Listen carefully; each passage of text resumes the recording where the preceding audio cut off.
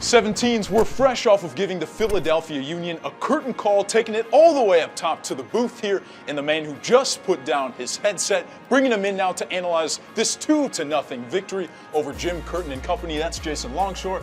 I'm Joe Fryhofer. This is your AT&T Countdown to Kickoff. Jason, 2-0 when the guys needed it more than ever back here at home. The 17s brought the energy beginning out at the tailgate. Then it was Gigi who went down into the box to give us our first scoring chance of the night. Yeah, it looked like it was going to be a penalty. It's brought back, I think, correctly. The foul's outside the box, and Philadelphia sets up a wall of 10, 11, 12. I think they found some extra players in the wall. It comes back off of the wall, and a great volley from Almada. That opens the scoring, but then it was a fight after that. We knew it would be against Philadelphia. Very physical, very disruptive. I thought Atlanta equaled that in this game. 14 blocks from Atlanta United in this one. That's more than double what they typically have in matches. Blocking shots, blocking passes, getting stuck into tackles. All the things that you have to do to beat a good Philadelphia team, Atlanta did it. And the defensive performance that carries us now to goal number 2 on the evening. Brooks Lennon, take a bow, Mr. Consistent, reaches the 100, the century mark on appearances for Atlanta United, just the 5th player all time to do that. The cherry on top of the evening for him, finding the score sheet as well. What was so impressive about that goal is when you're in a game that's a street fight, sometimes you get a little frantic in the attacking third. In this one, Atlanta United was patient, and they kept working for the open man. Miguel Berry, who came on for Yorgos Giacomakis, involved in the goal. Almada with the primary assist, and then Lennon slams it home for his 2nd goal of the year. Great performance overall from Brooks Lennon today.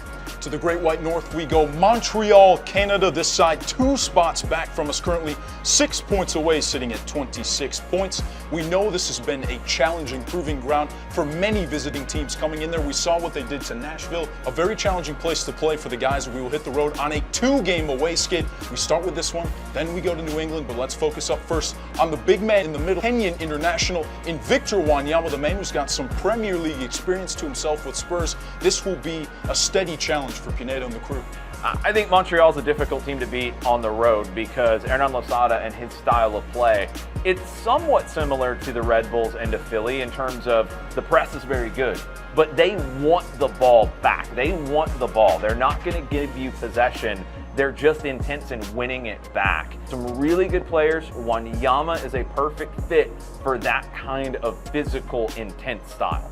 Bryce Duke, the transfer from Inter Miami, another guy that the defense will certainly have its sights calibrated on throughout this one. Yeah, I like Bryce Duke a lot. Duke has been a really good spot here for Montreal because he's got that quality on the ball, but the intensity to help win the ball back. Seems like a tailor-made player for Hernan Losada. This has been your AT&T Countdown to Kickoff. Back to the regular routine in terms of broadcast for this one, Saturday, 7:30 kickoff through the MLS Season Pass on Apple TV in English. Don't forget, 17s, if you're at home, to switch your audio to the voices of Mike Conti, Jason Longshore on 92.9 The Game. You guys are getting your suitcases ready for a back-to-back road skid. Yeah, you can listen on 92.9 The Game. You can also listen on the Odyssey app. Our friends La Mejor will be on the call as well, and just really looking forward to this trip because Stade Saputo, one of my favorite venues in the league, really intimate. You're really close to the action. You can hear all the yelling, like we heard Victor Wanyama and Joseph Martinez yelling a few years ago. That's Jason Longshore. I'm Joe Fryhofer. 17s, let's build on this huge result as we get ready for back-to-back challenges on the road. And we're going to turn around and just take in the view. Nothing better. We'll see you guys very soon.